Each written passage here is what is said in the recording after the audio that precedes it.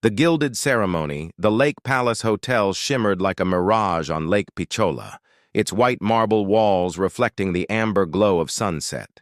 Inside the grand pavilion, flower garlands draped from ceiling to floor, and the scent of jasmine mingled with sandalwood incense. Prisha Malhotra sat in the front row, her burgundy lehenga carefully arranged around her, watching as servants lit the last of the ceremonial lamps.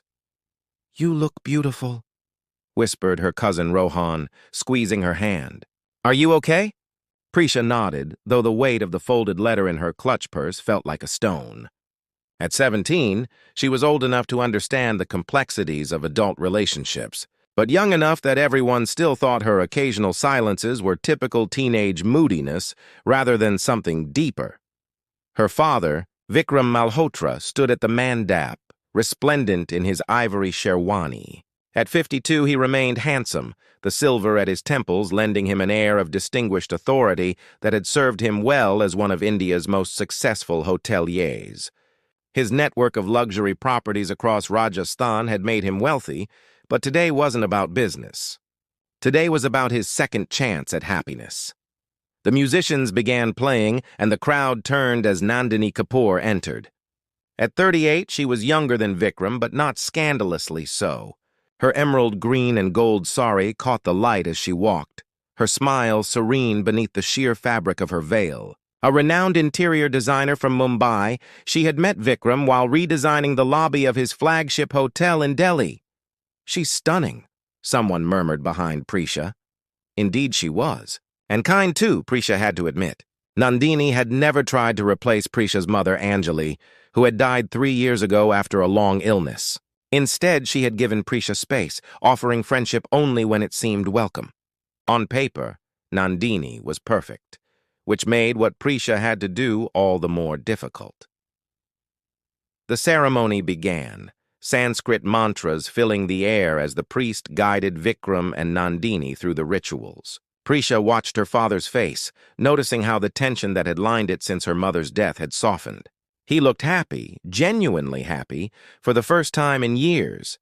If anyone present knows of any reason why this union should not proceed, "Speak now," the priest announced, following the modern addition to the traditional Hindu ceremony that Nandini had requested. The silence felt oppressive. Prisha's hand tightened around her clutch. Her grandmother leaned over from beside her. "Such a beautiful bride," she whispered. "Your mother would be happy to see your father finding joy again. Would she, though?" Prisha thought of the letter, discovered just 3 days ago while clearing out the last of her mother's belongings from the family's Delhi home. Written in her mother's delicate handwriting during her final months, it had been hidden inside an old copy of Pride and Prejudice, Anjali's favorite novel. Across the mandap, Nandini's eyes met Prisha's, and she smiled warmly. It was that smile, so genuine, so kind, that nearly broke Prisha's resolve. But the truth in the letter wouldn't stay buried, no matter how much easier it would be. "Beta, are you crying?" her grandmother asked, noticing the tears welling in Prisha's eyes. Prisha shook her head and stood up. The music faltered. Heads turned. Her father's brow furrowed in confusion. "Prisha?" Vikram called, his voice echoing in the suddenly silent pavilion. "What's wrong?" Her fingers trembled as she opened her clutch and removed the letter. The paper felt thin, fragile, like the truth it contained. "I'm sorry, Papa," she said, her voice stronger than she expected. "But before you marry Nandini, there's something you need to know." "Something about Mama?" "And about Nandini." The crowd began to murmur. Nandini's smile faded, replaced by something Prisha couldn't quite read. Fear? Resignation? "This isn't the time or place," Vikram said firmly but gently. "Whatever it is, we can discuss it privately after the ceremony." "No," Prisha replied, unfolding the letter. "I think everyone here needs to hear this. Especially you, Papa, before it's too late." The unveiled truth. The letter trembled in Prisha's hands as all eyes in the grand pavilion fixed upon her. The fragrance of incense hung heavy in the air, now seeming cloying rather than sacred. She took a deep breath and began to read. "My dearest Vikram," Prisha's voice carried across the stunned silence. "If you're reading this, I am gone and you have found happiness again. I write this not to haunt you from beyond, but because truth, even painful truth, is the foundation of love. Prisha looked up briefly. Her father stood frozen at the mandap, his face ashen. Nandini had taken a small step backward, her knuckles white as she gripped the edge of her sari. 2 months before my diagnosis, Prisha continued, when we were separated and considering divorce, I received a call from Nandini. She told me she had fallen in love with you but couldn't proceed with a clear conscience without speaking to me first. What she didn't know was that you and I had already begun reconciling in secret. A collective gasp rippled through the guests. Prisha's grandmother clutched her chest. Rohan moved closer to Prisha, a silent show of support. I asked Nandini to step back, explaining that we were giving our marriage another chance. She agreed immediately and apologized for any pain she might have caused. We parted that day as friends, or so I thought. Prisha's voice grew stronger as she continued. A week later, I saw messages on your phone. Nandini hadn't stopped pursuing you. She had simply become more discreet. At this, Nandini stepped forward. Please stop this, she pleaded, her composed facade cracking. You don't understand. Let her finish, Vikram said, his voice barely audible. Prisha nodded gratefully at her father. When I confronted her, Nandini begged for my forgiveness. She swore she would tell you everything and remove herself from our lives. I believed her, which is why I never told you about any of this. I wanted to protect our fresh start from unnecessary pain. She turned the page, her fingers trembling more noticeably now. Then came my diagnosis. In those early terrifying days, Nandini reappeared, offering support as a friend. I was vulnerable and accepted, believing she had honored her word and told you everything. It wasn't until months later, when I found you both talking intimately at my hospital bedside while I pretended to sleep, that I realized she had told you nothing. The pavilion had grown so quiet that the distant lapping of Lake Pichola's waves against the marble foundations seemed thunderous. Several guests looked away, uncomfortable witnesses to such raw family pain. Vikram, my love, Prisha read, her voice breaking. I write this not in anger, but in hope that you will know the full truth before binding your life to another. Nandini knew we were reconciling. She knew we had recommitted to each other, and in my final months, she positioned herself not just as my friend, but as my inevitable replacement. Nandini's composure shattered completely. It wasn't like that, she cried, tears streaming down her face. Anjali misunderstood everything. There's more, Prisha said quietly, turning to the final page. The night before my surgery, Nandini came to my room alone. She told me that, should I not survive, she would take care of you both, that Prisha would have a mother figure, and you would have someone who understood you as I did. When I asked if she still loved you, she didn't deny it. Some feelings never die, she said. It felt less like comfort, and more like she was waiting for me to be gone. Vikram stepped down from the mandap, his movements mechanical. Is this true? He asked Nandini, his voice hollow. Nandini wiped her tears, straightening her posture. Parts of it, yes, but Anjali's perspective was clouded by pain and medication. I never pursued you while she was ill. I waited over 2 years after her death before I even contacted you again. But you never told me about your conversation with my wife, Vikram said. About her asking you to step back because we were reconciling. I didn't think it mattered anymore, Nandini whispered. She was gone. You were drowning in grief. What good would it have done to tell you then? Prisha folded the letter, her purpose fulfilled. There's one more thing Papa should know, she said, pulling a small, worn notebook from her clutch. This is Mama's treatment journal. On her good days, she wrote about her hopes for our future. Her last entry was a week before she died. She opened the journal to a marked page and handed it to her father. As he read, his hands began to shake violently. What does it say? Rohan whispered to Prisha. That Papa promised Mama he would take me to Paris on her birthday this year to scatter some of her ashes at the place they first met. Prisha replied softly, a promise he forgot entirely once Nandini came back into his life. Vikram looked up from the journal, tears streaming freely down his face now. Without a word, he walked out of the pavilion, the sacred texts and marriage garlands abandoned. The wedding guests sat in stunned silence, until Nandini's mother stood and gently guided her daughter away from the mandap. The priest began quietly extinguishing the ceremonial flames. Prisha remained standing, the weight of the letter now lifted from her shoulders, replaced by the heavier burden of knowing she had just changed the course of multiple lives, including her own. Shadows of the past. 3 days after the aborted wedding, Prisha sat on the stone balustrade of their family home in Udaipur, watching the sunset paint the lake in shades of orange and gold. The house staff moved silently around her, their usual cheerful chatter replaced by hushed whispers. News of what had happened at the Lake Palace had spread through the city like wildfire, adding fresh chapters to the already colorful legacy of the Malhotra family.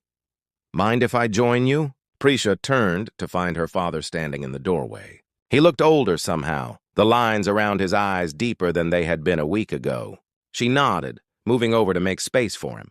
Vikram sat beside her, loosening the collar of his simple linen shirt. For several minutes, they watched the sunset in silence. "I've been going through your mother's things," he finally said. "Things I should have sorted years ago, but couldn't bring myself to touch." Prisha nodded. "I know. That's how I found the letter." "Not just the letter," Vikram said, pulling a small stack of photographs from his pocket. "These two." He handed them to Prisha. The top photo showed her parents in Paris, much younger, her mother laughing as her father pretended to propose in front of the Eiffel Tower.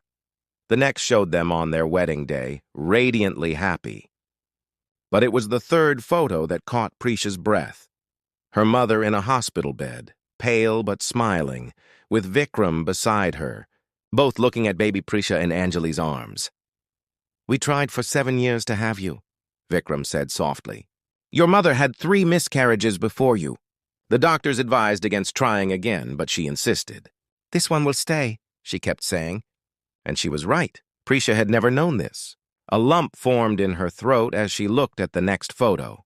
Herself at about 5 years old, sitting between her parents at what appeared to be a beachside cafe. "That was in Goa," Vikram explained. "The day your mother and I decided to separate for the first time." Prisha looked up in surprise. "The first time? I only remember the one when I was 14. Vikram nodded. "We nearly divorced when you were 5. We stayed at that resort in Goa to discuss how to tell you. But watching you build sand castles that morning, so happy and unaware, we couldn't go through with it. We decided to try again for your sake." He took back the photos. Lingering on the last one, Anjali in her garden, about a year before her diagnosis, her face turned toward the camera with an expression of such perfect contentment that it almost hurt to look at it. "Your mother and I loved each other deeply, but not always well," Vikram continued. "We were both stubborn, both committed to our careers, both used to getting our way. When she got sick, all those petty disagreements seemed so pointless." A servant appeared with a tray of chai, setting it down silently before retreating.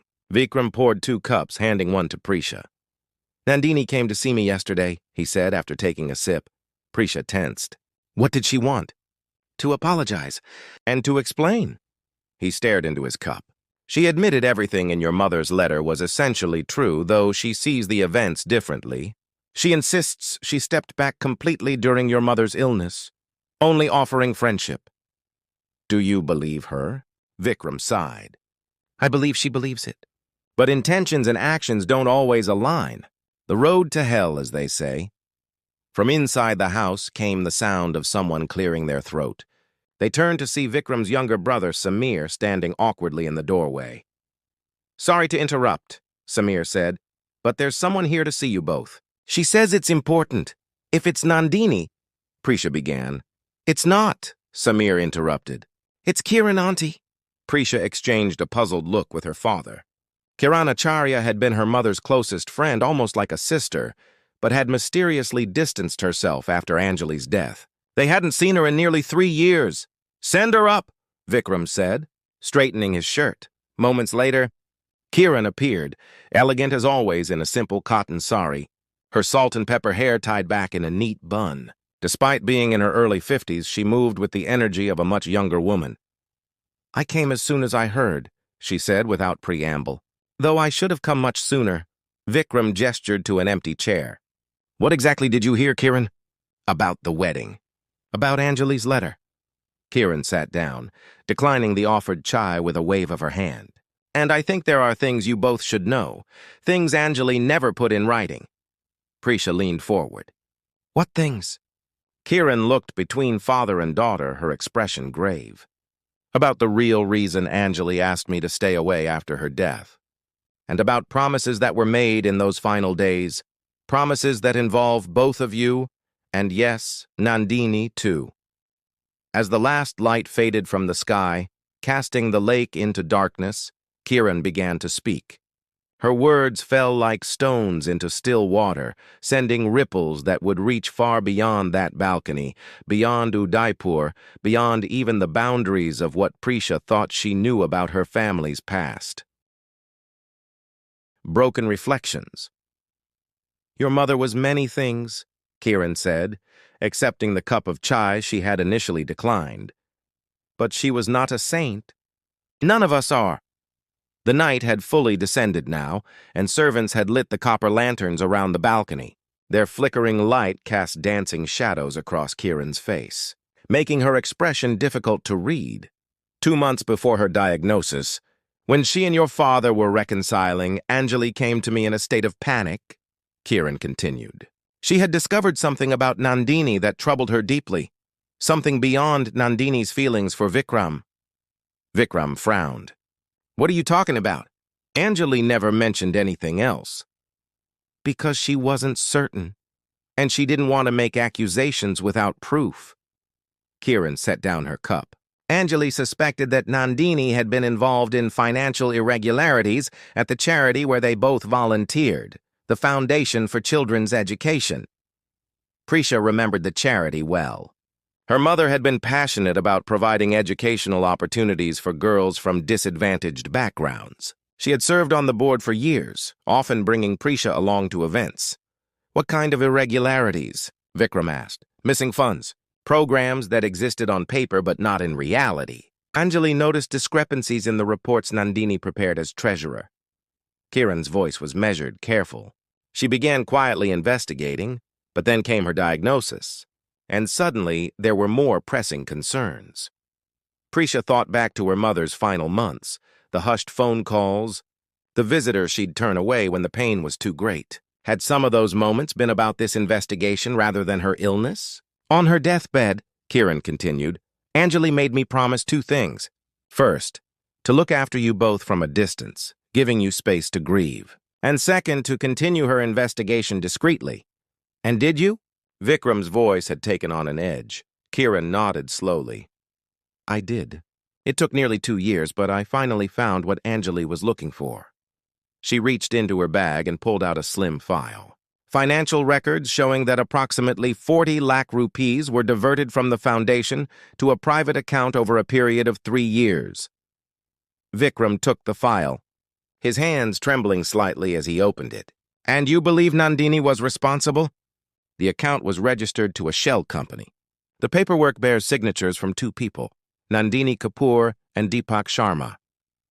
Kieran looked meaningfully at Vikram. Deepak was on the foundation's board. He was also briefly Nandini's fiancé before he died in that car accident 5 years ago. Prisha felt a chill run through her. So Nandini was stealing from a children's charity? And Mama knew? Suspected, Kieran corrected. She never found definitive proof before she died. And to be fair, the signatures could have been forged. Deepak might have been the mastermind, using Nandini's position as treasurer. But you don't believe that, Vikram stated flatly. No, Kieran admitted. I don't. Especially after what happened when I confronted Nandini with this evidence last year. Prisha leaned forward. You confronted her? When? Shortly after she re-entered your lives. I invited her for coffee and showed her copies of these documents. Kieran's expression hardened. She didn't deny it. Instead, she told me that the foundation had been mismanaged for years, that the diverted funds had been used to actually help children directly rather than waste money on administrative costs. Did you believe her? Prisha asked. I might have, had she not immediately followed that explanation with a threat. Kieran's voice was steady, but her hands tightened around her cup. She said if I shared these allegations with anyone, particularly with you, Vikram, she would claim that Anjali had known about and approved the arrangement, that it would tarnish your memories of your wife. Vikram closed the file, his face a mask of controlled fury. That's why you stayed away. Not because Anjali asked you to give us space, but because Nandini threatened you. Both are true, Kiran said softly. I respected Anjali's wish for you to have space to grieve. But yes, I also feared what Nandini might do if I interfered. I'm not proud of my silence. A long silence fell over the balcony. From somewhere in the distance came the sound of temple bells marking the evening arti. Why come forward now? Prisha finally asked. Because of your bravery at the wedding, Kiran said, reaching out to take Prisha's hand. You stood up for truth even when it was difficult. How could I do any less? Vikram stood abruptly, walking to the edge of the balcony. His silhouette against the night sky seemed smaller somehow, burdened. All this time, he said, his voice barely audible, I thought I knew the women in my life. My wife, my daughter, the woman I nearly married. But it seems I've been blind. He turned back to face them, his expression resolute. Tomorrow I'm going to the Foundation's current board with these documents. If what Kiran says is true, Nandini will face the consequences. And if it's not true? Prisha asked quietly. If there's some explanation? Then we'll hear it, Vikram replied. But no more secrets. No more half-truths. Later that night, as Prisha prepared for bed, her phone chimed with a message. It was from Nandini. I know Kiran has been to see you. Please, before your father does anything, let me explain. Not for my sake, but for your mother's. Meet me tomorrow at the garden cafe by the lake. Come alone. Prisha stared at the message for a long time before showing it to her father. Together, they crafted a reply. We'll be there. Both of us. Noon. As she finally drifted towards sleep, Prisha thought about the tangled web of relationships that had defined her family. The love, the betrayals, the secrets kept in the name of protection. She wondered if any relationship could truly survive complete honesty, or if some degree of gentle deception was the price of human connection. Her last thought before sleep claimed her was of her mother's handwriting in the journal. Truth is rarely pure and never simple, but it's all we have to build upon. The bridge. Between the garden cafe overlooked Lake Piccola, its terraced seating offering a panoramic view of the water and the distant mountains. At precisely noon, Prisha and Vikram arrived to find Nandini already waiting at a corner table partially screened by potted bougainvillea. She wore simple cotton clothing, her hair pulled back without adornment, looking nothing like the elegant bride of a few days ago. Thank you for coming, she said as they sat down. On the table before her lay a thick folder and what appeared to be an old journal. A waiter approached, but Vikram waved him away. This isn't a social call, Nandini. We're here for explanations. Nandini nodded, her composure remarkable given the circumstances. I understand, but first, I want to say something to Prisha. She turned to face the teenager directly. What you did at the wedding was brave. Painful for many, yes, but brave. Your mother would have been proud of your loyalty. Prisha hadn't expected this. She had prepared for denial, for anger, for manipulation, not for approval. Kiran came to see us, Vikram said, cutting to the chase. She shared some disturbing information about your involvement with the Foundation for Children's Education. If Nandini was surprised, she didn't show it. I've been expecting that for years, she said quietly. She pushed the folder toward them. These are the complete financial records of the Foundation from when I served as treasurer, including bank statements for the account Kiran told you about. Vikram opened the folder cautiously, as if it might contain something dangerous. Inside were meticulously organized financial records along with photographs and handwritten notes. The money was never stolen, Nandini said as Vikram began examining the documents. It was redirected. The Foundation's official programs were becoming increasingly bureaucratic, with more funds going to administrative costs than to actual education. Deepak and I created a parallel initiative, working directly with girls in rural areas who couldn't meet the Foundation's increasingly strict criteria. She pulled out several photographs showing young girls in a classroom setting, then others of the same girls, visibly older, in what appeared to be university graduation ceremonies. We called it Project Lotus. Unofficial, yes. Against Foundation regulations, certainly. But not theft. Nandini's voice grew passionate. Every rupee went to these girls' education. We have the receipts, the records, the results. Prisha, looking over her father's shoulder at the documents, frowned. If this was legitimate, why hide it? Why not propose it officially to the Foundation? We tried, Nandini sighed. 3 times. The board rejected it each time, saying the focus needed to remain on urban centers where success metrics were easier to track and showcase to donors. And my wife knew about this? Vikram asked, his voice skeptical. Here, Nandini hesitated for the first time. Not initially. After Deepak died, I continued the project alone. But about 3 months before her diagnosis, Anjali confronted me with her suspicions. She slid the journal toward them. This was Anjali's personal journal from that period.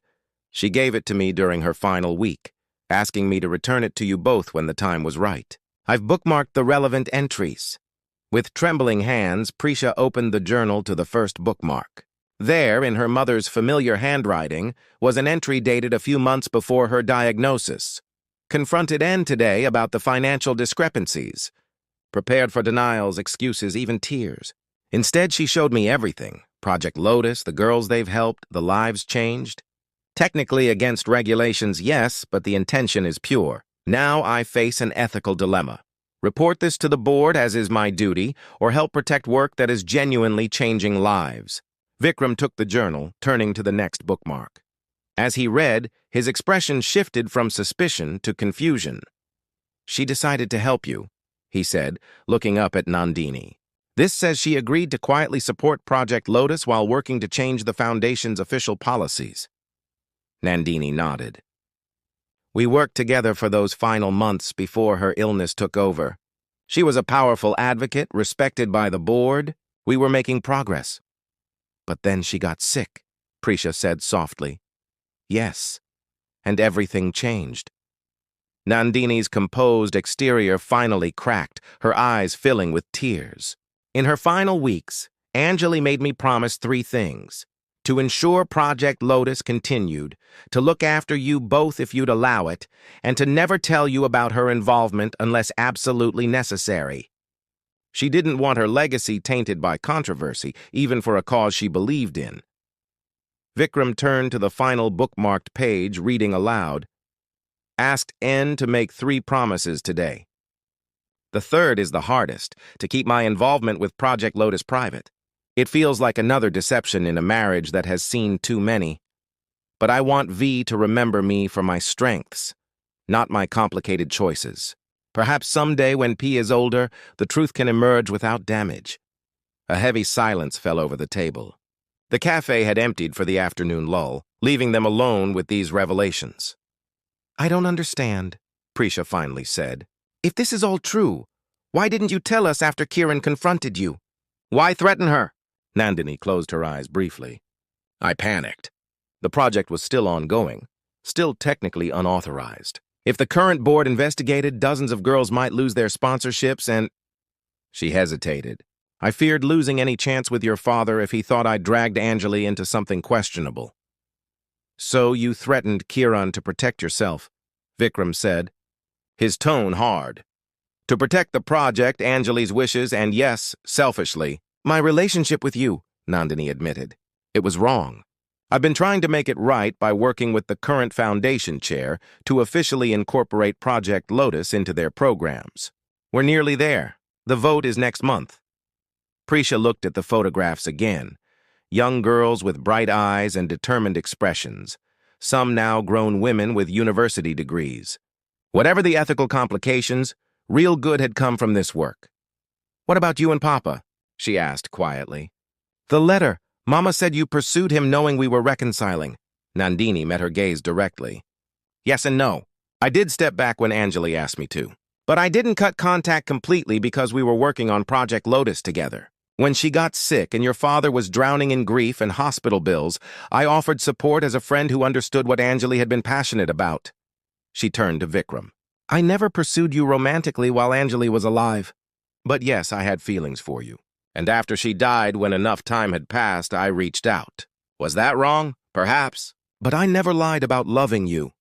Vikram closed the journal, his expression unreadable. You lied by omission. About Project Lotus, about your conversations with Anjali, about Kiran's accusations. Yes, Nandini said simply. And I'll accept whatever consequences come from that. The project documentation has been submitted to the Foundation Board along with my resignation. What happens between us is entirely your decision. For several minutes, no one spoke. A gentle breeze rippled across the lake, carrying the distant sound of a boat engine. Finally, Prisha broke the silence. I think I understand why Mama kept so many secrets now.